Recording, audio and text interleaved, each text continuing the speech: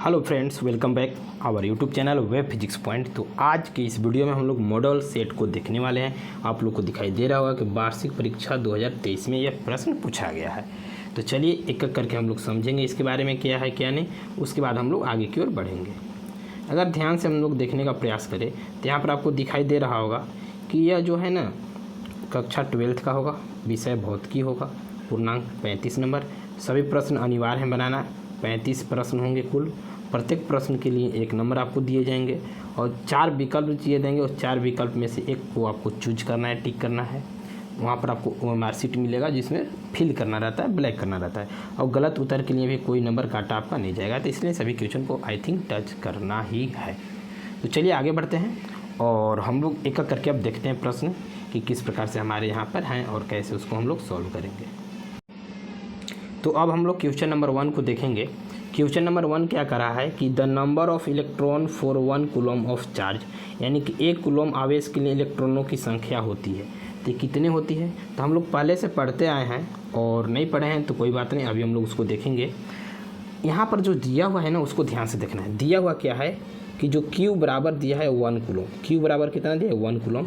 और हम लोग पहले से जानते हैं कि E का मान होता है 1.6 × 10⁻⁻19 कूलम। ठीक है, निकालना क्या है हमको? N निकालना है। तो हम लोग फार्मूला तो पढ़े हैं ना, Q बराबर होता है NE। तो अगर N को हम ब्रेक कर लें तो यहाँ से क्या लिख सकते हैं मालूम है? Q/E लिख सकते हैं। और क्या इसको कर सकते हैं? तो एक काम और हम कर सकते हैं कि जब N निकालना है तो N बराबर Q का मान हमारे पास कितना दिया हुआ है? 1 कूलम। यहाँ ऊपर में 1 रख देंगे, बटा में क्या हो जाएगा? E का मान कितना है? 10। इसको लिख देंगे 1.6 × 10⁻⁻19 हो जाएगा। ठीक है, इसको और क्या लिख सकते हैं? तो अगर हम ध्यान से देखें तो यहाँ से पॉइंट हटा देते, यहाँ पर 10 हो जाएगा। तो लिख सकते हैं कि N बराबर 10 और बटे में हो जाएगा 16 और 19 को हम अगर ऊपर में ले चल जाए, अगर हम ध्यान से देखें इस 19 को हम -19 को ऊपर ले जाए तो हो जाएगा गुने 10 के पावर प्लस में 19 हो जाएगा, प्लस में 19 इन होगा। अब देखिए और क्या करेंगे, ऊपर में हमारा यहाँ पर 10 है और नीचे में 16 है। तो 10 में और 16 में तो भाग लगेगा नहीं। तो इस जो हमारा 10 के पावर 19 है, इसमें से एक जीरो और यहाँ पर खींच लेंगे। तो जैसे ही खींचेंगे तो ऊपर में हो जाएगा 100 और बटा में 16 हो जाएगा। और एक जीरो जब खींच लिए तो एक जीरो यहाँ पर घट जाएगा तो 18 हो जाएगा। कितना हो जाएगा? 18। और 16 से 100 में भाग दे देंगे। तो भाग देने के बाद भाग लगेगा 16 × 96 यानी 6.25 गुने 10 के पावर कितना हो जाएगा? 18। तो यही हमारा क्या हो जाएगा? आंसर हो जाएगा। तो कैसे आया आप लोग को समझ में आ गया होगा। ये हमारा क्या हो जाएगा? आंसर। तो ऑप्शन नंबर ए हमारा क्या हो जाएगा? आंसर हो जाएगा। याद रखिएगा कौन? Option number A. ठीक है, ये हमारा आंसर हो गया। अब चलिए हम लोग बढ़ते हैं नेक्स्ट क्वेश्चन की ओर और उसको समझते हैं क्या है। Question number 2। तो चलिए क्वेश्चन नंबर 2 हम लोग देखते हैं। क्वेश्चन नंबर 2 में क्या कर रहा है कि there are 2 charges +1 microcoulomb and +5 microcoulomb, the ratio of the forces acting on them. Hindi में बात करें तो कह रहे हैं कि 1 माइक्रोकूलम और 5 माइक्रोकूलम के 2 आवेश हैं, उन पर कार्य करने वाले बलों का अनुपात। तो देखिए इसको आप डायरेक्ट चाहेंगे ना तो बना सकते हैं। इस पर जो बल का अनुपात होता है ना वो 1:1 आएगा। कितना आएगा? 1:1। अगर आपको लगता है कि कैसे आएगा तो थोड़ा सा इसके बारे में हम एक्सप्लेन कर लेंगे, लेकिन उससे पहले हम लोग आंसर को पहले कर लेते हैं। ये हमारा हो जाएगा 1:1 आ जाएगा। बी नंबर आंसर करेक्ट हो जाएगा। कैसे होगा अगर इसमें आपको डाउट है ना तो चलिए उस पर हम लोग एक एक करके डिबेट कर लेते हैं, समझ लेते हैं कैसे होगा। तो चलिए हम लोग करते क्या है कि हम लोग पढ़े हैं, क्या पढ़े हैं अगर देखें ध्यान से यहाँ पर, तो 2 आवेश है हमारा। जो 2 आवेश है, एक हमारा है 1 माइक्रोकूलम। चलिए एक यही हमारा है 1 माइक्रोकूलम और एक और आवेश है हमारा वो 5 माइक्रोकूलम है। कितना है जी? 5 माइक्रोकूलम। दोनों प्लस में, ध्यान से समझिएगा, आराम से समझना है। ठीक है ना। और अगर हम मान लीजिए बोल दें कि इस ऑब्जेक्ट का नाम ए दे दिए और चार्ज को, और इसको बी चार्ज नाम दे दिए, तो हम लोग बोले क्या थे कि इसके द्वारा इस पर फोर्स लगेगा और इसके द्वारा इस पर लगेगा। क्यों? क्योंकि दोनों प्लस आवेश हैं, दोनों हमारा प्लस आवेश हैं और प्लस आवेश होने के कारण दोनों एक दूसरे पर बल लगाएंगे और दोनों अगर एक दूसरे पर बल लगाएंगे तो इक्वल एंड अपोजिट फोर्स लगाएंगे, यानी कि एक ही दिशा में लगाएंगे दोनों। सॉरी अपोजिट दिशा में लगाएंगे, एक दूसरे के विपरीत दिशा में लगाएंगे। क्यों? क्योंकि दोनों एक समान आवेश है। तो इस कंडीशन में क्या हम बोल सकते हैं कि इसके द्वारा जो बल लगेगा FAB और इसके द्वारा जो बल लगेगा उसको हम लोग FBA बोलेंगे, यही ना बोलेंगे। और दोनों का बल जो होता है क्या होता है? बराबर होता है। क्या होता है? बराबर होता है। तो हम बोल ही दिए कि जो हमारा फोर्स लगेगा, क्या लगेगा? फोर्स यानी बल जो लगेगा वो इक्वल एंड अपोजिट लगेगा। कैसा लगेगा जी? Equal and opposite. जब इक्वल एंड अपोजिट लगेगा इसका मतलब क्या हुआ कि जो भी हमारा आंसर आएगा 1:1 के फॉर्म में ही आएगा, इसलिए आंसर जो हो जाएगा बी ही करेक्ट होगा। ओके, यहाँ तक क्लियर हो गया सभी का। चलिए आगे बढ़ते हैं अब हम लोग क्वेश्चन नंबर 3 की ओर। क्वेश्चन नंबर 3 अगर देखें तो क्वेश्चन नंबर 3 में कह रहा है आपका कि 3 capacitors each of capacity C are added in series connection, then the equivalent capacitance will be. Hindi में बोल रहा है क्षमता C के 3 संधारित्र श्रृंखला क्रम में जोड़े जाते हैं तब समतुल्य संधारित्र होगा। ध्यान यहाँ पर देना क्या है ना कि इसका जो जोड़ा गया है ना वो सीरीज कॉम्बिनेशन में जोड़ा गया है। ध्यान समझिए, किसमें? सीरीज कॉम्बिनेशन में। हिंदी में अगर बात करें तो वो श्रृंखला क्रम में जोड़ा गया है। और इसी श्रृंखला क्रम को हम लोग श्रेणी क्रम के नाम से भी जानते हैं। तो इसके लिए हम लोग क्या किए थे, इस प्रकार से एक टॉपिक पढ़े थे, आप लोग को याद होगा, नहीं याद होगा तो हम थोड़ा सा आपको रिवाइज कराने का प्रयास कर रहे हैं। बोले थे क्या कि एक कैपेसिटेंस है, एक दूसरा कैपेसिटेंस है और एक तीसरा कैपेसिटेंस है। इन लोग तीनों को इस क्रम से हम लोग जोड़ते थे। इसका भी C होता था, ये भी C है, हमारा ये भी C है। और तीनों को जब जोड़ते थे तो इसके लिए हम लोग एक फार्मूला डेरिवेशन किए थे 1/C और यहाँ पर लिखते थे EQ मतलब इक्वल, बराबर क्या बोलते थे 1/C1 plus 1/C2 plus 1/C3, 1/C3, ये हमारा C2 है, याद रखिएगा। यही हम लोग करते थे। और क्या इसमें करते थे हम लोग? 1 2 3 वो है, लेकिन इन लोग तीनों बराबर है। इन लोग क्या है? तीनों हमारा बराबर है, याद रखिएगा। जब तीनों बराबर है तो हम लिख सकते हैं ऐसे का, देखिए ध्यान से, क्योंकि कैपेसिटेंस तो तीनों बराबर है तो लिखेंगे प्लस 1/C प्लस 1/C। क्यों? क्योंकि यहाँ पर आप क्वेश्चन में पढ़िएगा ना तो आपको दिखाई दे देगा कि इक्विवेलेंट कैपेसिटेंस यहाँ पर दिखाई दे रहा होगा, दिखाई दे रहा है ना, यहाँ पर आप देख सकते हैं आपका दिया हुआ है इक्विवेलेंट। तो इस कंडीशन में क्या करेंगे, अब हम इसको जोड़ेंगे और जैसे ही जोड़ेंगे ना तो क्या हो जाएगा 1/CEQ is equal to 1/C plus 1/C plus 1/C। जोड़ेंगे तो 3 में क्या हो जाएगा? C आ जाएगा। और क्या लिख सकते हैं 1/CEQ is equal to 3/C लिखेंगे, क्रॉस मल्टीप्लाई करेंगे तो क्रॉस मल्टीप्लाई करने के बाद जो हमारा होगा इसको हम ऊपर में यहाँ पर लिख दे रहे हैं। देखिए ध्यान से क्या लिख सकते हैं 3CEQ बराबर में C आ जाएगा और CEQ को ब्रेक करेंगे तो C बटे में कितना आ जाएगा 3। कितना आ गया? CEQ बराबर C बटे में 3, यही आ गया क्या? और ये कहीं आपको नज़र आ रहा है क्या? ऑप्शन नंबर A देखिए, B देखिए, C देखिए, D देखिए, तो आपको नज़र आ रहा होगा एक जगह C/3 कहीं पर दिखाई दे रहा है C/3। ऑप्शन नंबर आपको C, तो आंसर जो हो जाएगा ऑप्शन नंबर C हो जाएगा, याद रखिएगा। ऑप्शन क्या हो जाएगा आपका? ऑप्शन नंबर C हो जाएगा, याद रख लीजिएगा। चलिए आगे हम लोग बढ़ते हैं क्वेश्चन नंबर नेक्स्ट की ओर। Question number 4। क्वेश्चन नंबर 4 क्या कर रहा है, इसको हम लोग एक करके थोड़ा समझते हैं, उसके बाद आगे की ओर बढ़ेंगे। चलिए 2 पेज में आ गया है लेकिन हम लोग इसको समझने का प्रयास करते हैं।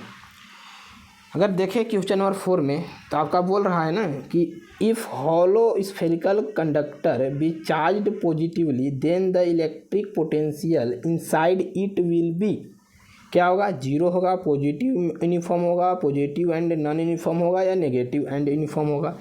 हिंदी में बात करें तो कह रहे हैं कि एक खोखले गोलाकार चालक को धनात्मक रूप से आवेशित किया जाता है तो उसके अंदर विद्युत विभव होगा, क्या हो गया? 0 होगा, धनात्मक और समान होगा, धनात्मक और गैर समान होगा या नेगेटिव और यूनिफॉर्म होगा, मतलब कि नकारात्मक और समान होगा। यही चौथा नंबर आपका ऑप्शन है, याद रखिएगा, ठीक है। तो हम आपको बतला देना चाह रहे हैं कि कोई भी अगर आप देखिएगा ना खोखले गोलक चालक, चलिए खोखला ही गोला था हमारा और ये पॉजिटिव चार्ज था यानी कि ऊपर में प्लस चार्ज था, चलिए प्लस चार्ज हम दे दिए इसको। और इसमें हम क्या देखें, इसका एक कंडीशन होता है, आप ध्यान से देखिएगा कि इसके अंदर जो होता है ना हमेशा इलेक्ट्रिक फील्ड ई हमारा जीरो होता है, याद रख लीजिएगा कितना जीरो हमेशा होता है। लेकिन जो भी हमारा होता है ना ये कांस्टेंट होता है और कांस्टेंट का मतलब होता है एक समान, आपको मालूम होगा। तो आई थिंक आपको अब यहाँ से आंसर मिल गया होगा, यहाँ से आंसर मिल गया होगा। आंसर क्या होगा तो आप लोग चलिए फटाफट बतला दीजिए। जो यहाँ से आंसर होगा आपका वो हो जाएगा पॉजिटिव एंड यूनिफॉर्म, यानी कि धनात्मक होगा और एक समान हो जाएगा। क्या हो जाएगा, धनात्मक और एक समान, यानी कि ऑप्शन नंबर कहाँ आपको दिखाई दे रहा है, बी में दिखाई दे रहा है। चलिए तो ये हमारा आंसर हो जाएगा, ठीक है ना, बी, याद रख लीजिएगा। आगे बढ़े हम लोग, चलिए आगे की ओर बढ़ते हैं। क्वेश्चन नंबर नेक्स्ट 5, अब क्लियर दिखाई दे रहा होगा आप लोग को। क्वेश्चन नंबर 5 क्या कर रहा है, क्वेश्चन नंबर 5 कर रहा है कि the VI graph for a conductor makes a angle theta with V axis. ध्यान दीजिएगा, ये जो पॉइंट है ना बहुत ही अच्छा पॉइंट यहाँ पर बोल रहा है आपको, देखिए ये इस पॉइंट को ध्यान दीजिएगा, ठीक है। फिर कह रहा है here V denotes the voltage, ये जो V है हमारा ना ये क्या चीज़ को डिनोट कर रहा है, वोल्टेज को डिनोट कर रहा है, इसको भी आप हाईलाइट कर लीजिए। और आगे देखिए एंड I डिनोट्स, I जो हमारा डिनोट्स कर रहा है करेंट को, ठीक है। आगे कर रहा है कि the resistance of the conductor is given by, क्या गिवन बाय है, नॉर्मल क्वेश्चन है, आप बना सकते हैं। अब मन में आएगा कि सर किस प्रकार से बन सकता है, तो हम लोग तो इस टाइप से क्वेश्चन बनाए हैं। पढ़े क्या हम लोग, अगर ध्यान से देखें तो हम लोग पढ़े हैं R इक्वल टू V बटे आई, R इक्वल टू V बटे आई, और इसका हम लोग ग्राफ भी पढ़े हैं। क्या ग्राफ हम लोग पढ़े थे, तो ग्राफ हम लोग कुछ इस प्रकार से पढ़े थे, ऐसे हुआ करता था हमारा, और यह जो होता था I का ग्राफ और ये होता था V का ग्राफ। और कह रहा है कि इसमें एक ग्राफ दिया हुआ है यानी करंट I इस प्रकार से, और इन लोग के बीच का जो एंगल बन रहा है थीटा, तो यह जो एंगल हमारा हो जाएगा वो 90 माइनस थीटा हो जाएगा। क्यों, क्योंकि टोटल 90 डिग्री का होता है। तो हम लोग क्या पढ़े हैं, तो हम लोग पढ़े हैं tan 90 डिग्री माइनस थीटा बराबर V बटे में आई, और ये हमको पढ़े हैं कि 90 डिग्री में वो चेंज हो जाता है, तो चेंज किस में हो जाएगा, कॉट थीटा बराबर में R। तो कहीं आपको नज़र आया क्वेश्चन का आंसर आ गया होगा, हमारा क्या हो जाएगा, R कॉट थीटा में हो जाएगा। यानी ऑप्शन नंबर देखिए अगर हम ध्यान से तो आपको नज़र आ रहा होगा D, ये आंसर आपका करेक्ट हो जाएगा। क्या हो जाएगा, कॉट थीटा। चलिए नेक्स्ट की ओर बढ़ते हैं हम लोग। क्वेश्चन नंबर 6, क्वेश्चन नंबर 6 आप लोग बहुत पढ़ चुके हैं, ये हमारा किरचॉफ्स लॉ से संबंधित हो सकता है। बोलिए कि आप आंसर ही बतला दिए, चलिए कोई बात नहीं, उसको हम लोग एक बार समझते हैं फिर भी उसके बाद। यहाँ पर दिया हुआ क्या है हमारा, अगर गिवन दैट की अगर हम बात करें तो हमारा दिया हुआ है sigma E equal to sigma IR, दिया हुआ क्या हमारा सिग्मा, अगर हम बात करें तो दिया हुआ है, एक minute, sigma E equal to sigma IR, ये दिया हुआ है। ओके, हम लोग इसको और क्या कर सकते हैं, देखिए ध्यान से लिख सकते हैं का sigma E equal to sigma IR, sigma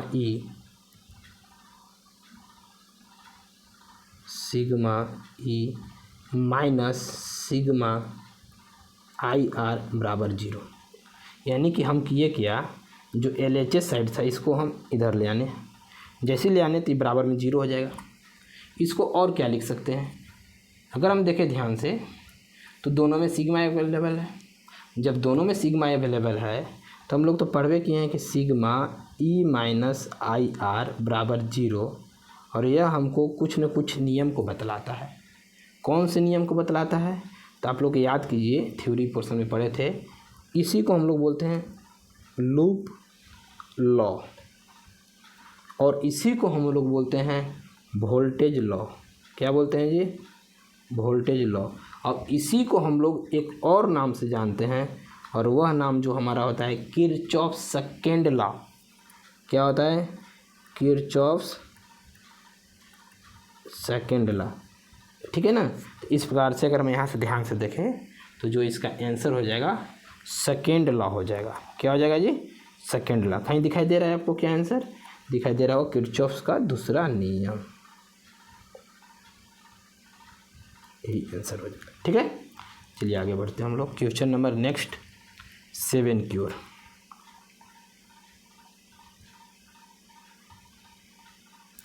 तो इसमें हम लोग टोटल 10 क्वेश्चन करेंगे। इसको हम लोग छोटा छोटा पार्ट्स करके 3 भाग में पढ़ेंगे ना। तो चलिए 3 क्वेश्चन अभी और देखेंगे। एक क्वेश्चन में 10 करेंगे, नेक्स्ट क्वेश्चन में 10 करेंगे, और थर्ड जो हमारा वीडियो बनेगा उसमें 15 क्वेश्चन का बनेगा। तो क्वेश्चन नंबर 7 की अगर हम बात करें तो क्वेश्चन नंबर 7 में आपको क्या दिखाई दे रहा है कि क्वेश्चन है, और क्वेश्चन में बोल रहा है कि एक पोटेंशियोमीटर की संतुलन लंबाई 120 सेंटीमीटर है। सेल को 4 ओम के प्रतिरोध से शंट करने पर संतुलन बिंदु 60 सेंटीमीटर की लंबाई में बदल जाता है। तो सेल का आंतरिक प्रतिरोध ज्ञात कीजिए। आंतरिक प्रतिरोध की बात करें तो आंतरिक प्रतिरोध का फार्मूला हम सभी को मालूम है, और अगर नहीं मालूम है तो चलिए हम यहाँ पर बतला देते हैं। तो इसका जो आंतरिक प्रतिरोध का जो फार्मूला होता है, R बराबर होता है L1 बटे में L2, L1 बटे में L2 माइनस में हो जाएगा आपका 1 इंटू में R। एकदम आराम से पढ़ना है, अब बकाना नहीं है। एक चीज़ यहाँ पर ध्यान देना है कि यहाँ पर जो हमारा वैल्यू दिया हुआ है ना, L1 का मान दिया हुआ है 120, ठीक है, और L2 का मान अगर देखिएगा तो दिया हुआ है हमारा 60। कितना दिया हुआ है? 60। और R का वैल्यू दिया हुआ है 4 ओम। ध्यान से देखिए क्वेश्चन में सब दिया हुआ है, दिया हुआ है। अब हमको करना क्या है? वैल्यू पुट कर देना है। तो L1 का मान हो जाएगा 120 बटे में 60 माइनस में 1 गुने में हो जाएगा 4। 60 दूना के 20 हो जाएगा। तो R बराबर 2 माइनस 1 गुने में 4। 2 में से 1 घटाएंगे तो 1 बचेगा, और गुने में 4 बराबर में 4 ओम। आंसर कहीं दिखाई दे रहा है क्या? आपको दिखाई दे रहा होगा डी नंबर में 4 ओम। तो ये हमारा क्या हो जाएगा? आंसर। चलिए नेक्स्ट क्वेश्चन 8 की। क्वेश्चन नंबर 8 की अगर हम बात करें तो कह रहा है कि उस स्थिति की पहचान कीजिए जिसके अंतर्गत एक चुंबकीय क्षेत्र के माध्यम से चलने वाले आवेश कार्य करने वाला बल अधिकतम है। इस टाइप से भी क्वेश्चन आप लोग बहुत सारे किए हुए हैं। तो चलिए हमको निकालना क्या है? ध्यान से अगर देखिएगा तो इस कह रहा है कि चलने वाले आवेश पर कार्य करने वाला बल अधिकतम, यही हमको निकालना है। बल अधिकतम हमको निकालना है। चलिए और क्या कर रहा है? इंग्लिश में अगर बात करें तो बोल रहा है कि magnetic field is maximum. Magnetic field is maximum, ये निकालना है हमको 2 चीज़। चलिए कोई बात नहीं, हम लोग फार्मूला क्या पढ़े हैं? तो हम लोग के पास फार्मूला पहले से पढ़ा हुआ है, F बराबर क्यू भी बी साइन थीटा। और ये जो हमारा साइन थीटा होगा ना, ये जो साइन थीटा होगा यही हमारा मैक्स हो जाएगा, मैक्सिमम रहेगा। याद रखिएगा क्या रहेगा? मैक्सिमम। तो जैसे ही अगर हम इसको बात करें तो एफ मैक्स बराबर क्या? एफ मैक्स की अगर हम बात करें, एफ मैक्स बराबर क्या हो जाएगा? क्यू भी बी। क्या हो जाएगा? क्यू भी बी।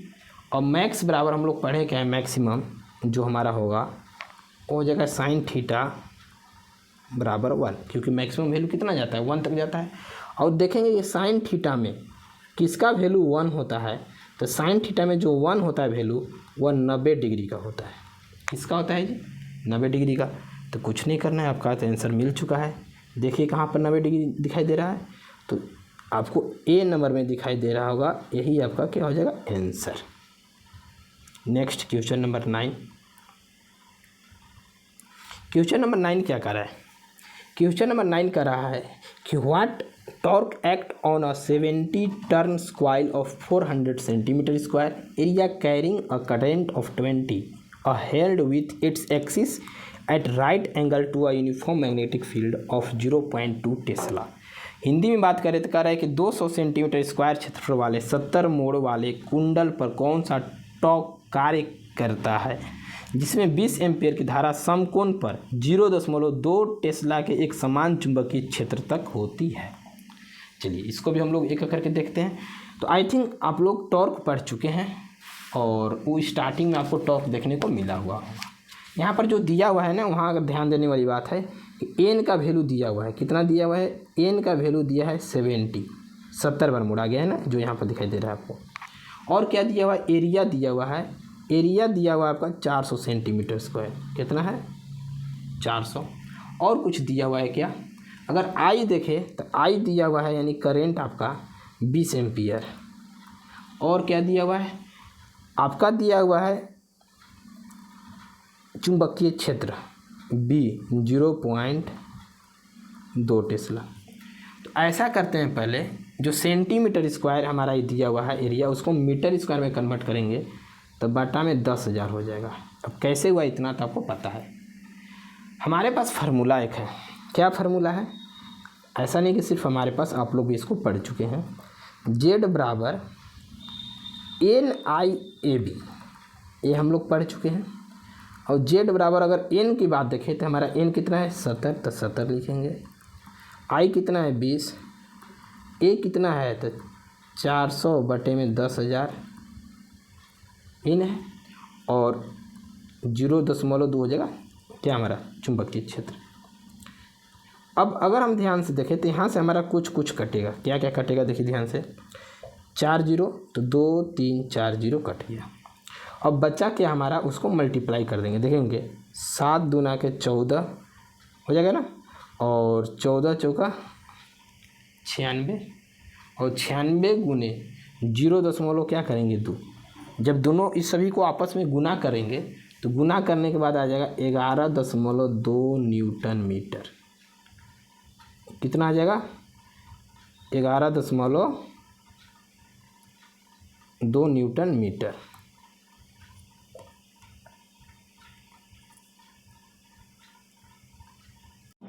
तो आपका आंसर हो जाएगा 11.2 न्यूटन मीटर। आंसर दिखाई नहीं दे रहा है लेकिन आंसर गलत दिया हुआ, यही आपका आंसर हो जाएगा। चलिए नेक्स्ट क्वेश्चन नंबर 10। इसमें देखिए क्या कह रहा है, ये आप डायरेक्ट देख करके बतला सकते हैं कि एक मूविंग गैल्वेनोमीटर को एमीटर में परिवर्तित किया जा सकता है। जी बिल्कुल किया जा सकता है। कैसे किया जा सकता है, थोड़ा सा डायग्राम के माध्यम से समझेंगे। एक गैल्वेनोमीटर है, ठीक है, और इस गैल्वेनोमीटर को हम लोग जोड़ दिए। चलिए किसके साथ जोड़ दिए, शंट के साथ जोड़ दिए। अब बोलिएगा सर शंट क्या होता है। और जब शंट के साथ इसको जोड़ते हैं ना, तो हम याद रखिएगा एस जो होता है ना, हमेशा एस जो होता है वो हमेशा लो रेजिस्टेंस होता है। कितना होता है जी, लो रेजिस्टेंस होता है। तो लो रेजिस्टेंस होता है, अगर इतना आपको पता चल गया तो आंसर भी इतना ही से मिल ही जाएगा। और लो रेजिस्टेंस होने के साथ साथ आपका जो होगा नहीं पैरेलल होगा। क्या होगा, पैरेलल, जिसको हम लोग समांतर कहते हैं। तो चलिए आंसर देखते हैं कहाँ पर है। समांतर छोटे में मान के शंट प्रतिरोध को जोड़कर, बी नंबर ऑप्शन जो आपका हो जाएगा क्या हो जाएगा, आंसर हो जाएगा। तो आज हम लोग टोटल 10 क्वेश्चन देखें। नेक्स्ट वीडियो में बाकी हम लोग 10 करेंगे और थर्ड वीडियो में हम लोग 15 क्वेश्चन करेंगे। इस प्रकार टोटल 35 क्वेश्चन हम लोग कंप्लीट करेंगे। तो चलिए आज के लिए जो हम लोग है ना वीडियो यहीं तक लास्ट करते हैं, बाकी मिलते हैं नेक्स्ट वीडियो में। अगर आपको वीडियो पसंद आया होगा तो लाइक सब्सक्राइब कमेंट और शेयर जरूर कीजिएगा, और जहाँ पर भी डाउट इसमें हुआ होगा ना आप लोग कमेंट में ज़रूर पिन कर दीजिएगा। उसके बाद हम नेक्स्ट वीडियो जो लाएंगे उसमें उस क्वेश्चन को प्रॉपरली हम समझाने का प्रयास करेंगे। तो चलिए देखने के लिए बहुत बहुत धन्यवाद। फिर मिलते हैं हम लोग नेक्स्ट वीडियो में।